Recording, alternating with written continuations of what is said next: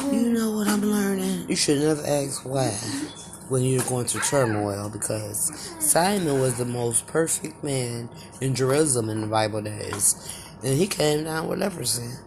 And he did everything perfect. And the others tried to be like him and they still couldn't get it perfect, get it right. So, you can't ask why when something happens. You have to deal with it, pray, and ask God for help. Don't say why, say help me, Lord. Please, dear Lord. Because He'll show you why when you ask. He'll show you anything you ask for.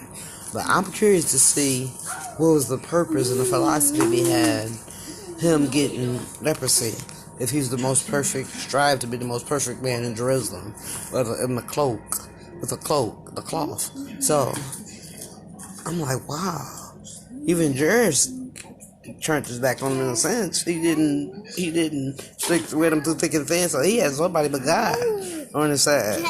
So I felt that way before in life. Besides my children, I've always felt like I had my children from my firstborn to my grandbabies because they're beautiful and they're innocent. That's different.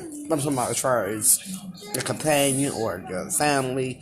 You know, it's feeling like you're all alone and you have to do everything. I was petrified when I first got pregnant. My first daughter, I had to raise her myself. I said, oh, God, I went through so many changes. I ran to an adoption agency.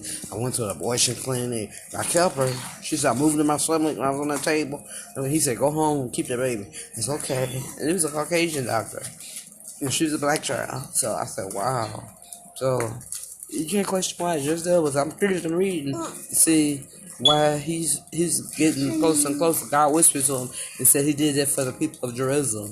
The glory of God for the people of Jerusalem. So that's what a whisper told him when he was asking why one day in a house by himself with bed sores and all of them tumors and lumps on his skin and white hair, chin, cheek, white hairy beard and all of that. So and stink and everything. So I was just saying, though, for those who are going through some illness or anything like that, just ask for help. You can ask why if you want to know, because it's tormenting. And you say, "Why God? Why me? I've done this right. I've done that right. What I do wrong, I repent." But it's still something good out of every story. So I'm waiting to see what's going to come out of his victory and what's going to be good out of it. He may heal him, you know. I'm gonna see.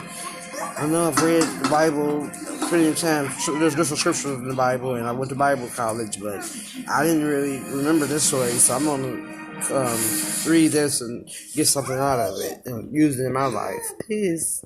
I hope you do too. It's by Karen Kingsbury, Kingsbury, Karen, Karen. I have a sister named Karen, and it's called The Friends of Jesus. Good book. Read it. Peace.